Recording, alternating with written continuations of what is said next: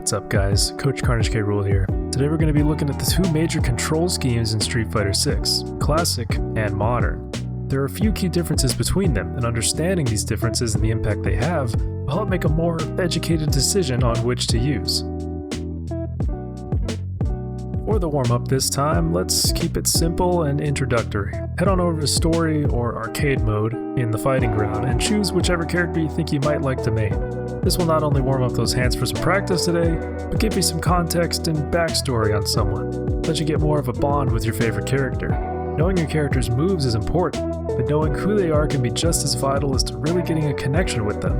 You'll have a choice of difficulty and length of the arcade run, and while I suggest keeping it short and simple, you can go as crazy as you want to challenge yourself. I warn you though, the AI does not mess around in this game at higher difficulties.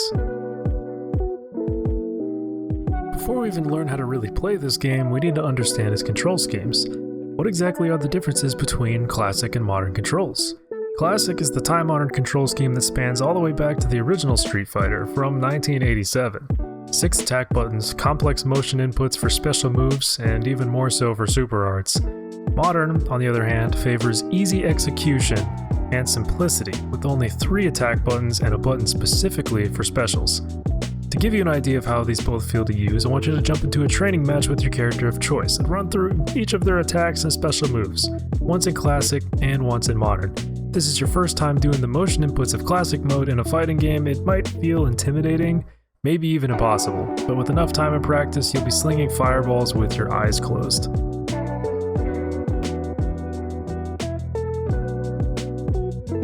Now I'd like to focus on Modern, as this is where most of the conversation really lies. Modern may come off as the very obvious choice right away, but in reality it has some fairly major drawbacks that come along with the massive benefits. First of all special and super moves take a 20% nerf to the damage they do compared to Classic mode. This may seem a bit harsh, but believe me when I say that it is not enough to make the control scheme unusable. The other downside is that your character will likely completely lose access to certain normal attacks, or even specials. This definitely causes some characters to be more viable than others in modern controls. With only so many buttons on a controller, and only 3 of them being used for attacks instead of the normal 6, there's really no way to realistically fit an entire character's moves in so few buttons. It may seem bleak, but aside from being able to easily perform your moves, Modern has one unique ability that won't be immediately apparent to newcomers. That is, the ability to use specials and supers much more quickly than any Classic user. Because you can perform your specials and supers with just one button, you can perform even the most complex moves in the game in a fraction of a second, which, with enough practice, will give you reaction times that few Classic players could even dream of. Zangief being able to dish out his completely unblockable level 3 in 1/60th of a second, it is exactly as scary as it sounds. I can tell you from personal experience, going into a ranked match and seeing the M for Modern above my opponent's head stresses me out every time.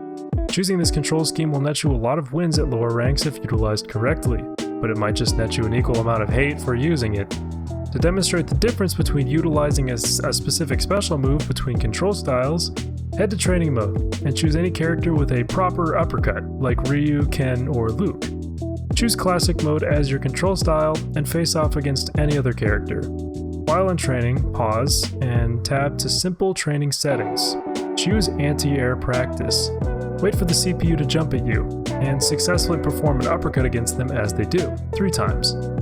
Now go ahead and swap to Modern controls. This can be done quickly by tabbing to Environment Settings and choosing Player 1 Character Select, and selecting the same character with Modern controls instead. Now, try the anti-air practice again, successfully uppercutting the CPU 3 times. You'll probably notice how much easier doing this consistently in Modern controls really is. Modern controls have always felt like they were designed to be a launching point.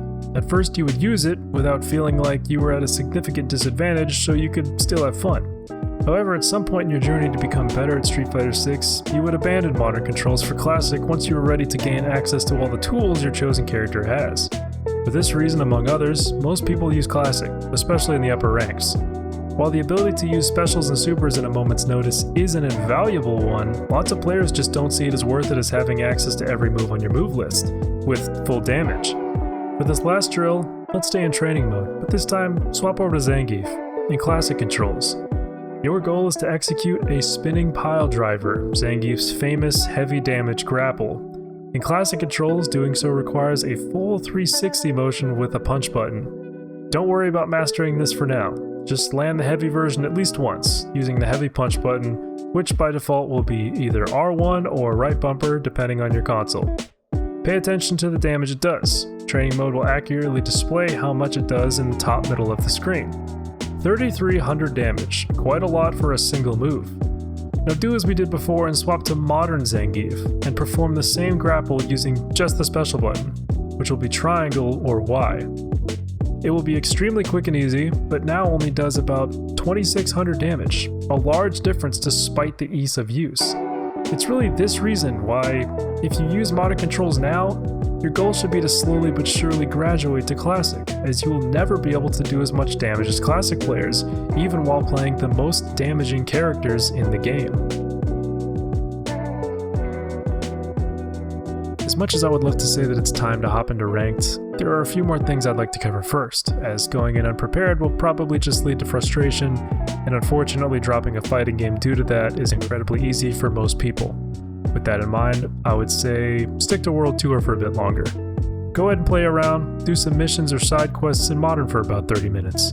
Now, switch to Classic and do the same. You might find yourself becoming annoyed at not being able to consistently bust out those specials and supers, but learning the motions is just a small part of a much larger journey. Between now and the next lesson, keep up swapping between the two control styles every so often. Maybe you did something in Modern and want to try and see if you can replicate it in Classic, or compare the damage between two moves in the different control styles. Whether you decide to start with Modern or Classic as your main method of playing, the goal is always to improve and have fun. One without the other simply won't get you anywhere, or make you feel like you might be stuck, which is why it's important to switch it up. Hopefully you'll be able to make that educated decision between the two control styles a little easier now. My name is CarnageKRool, now hit the streets.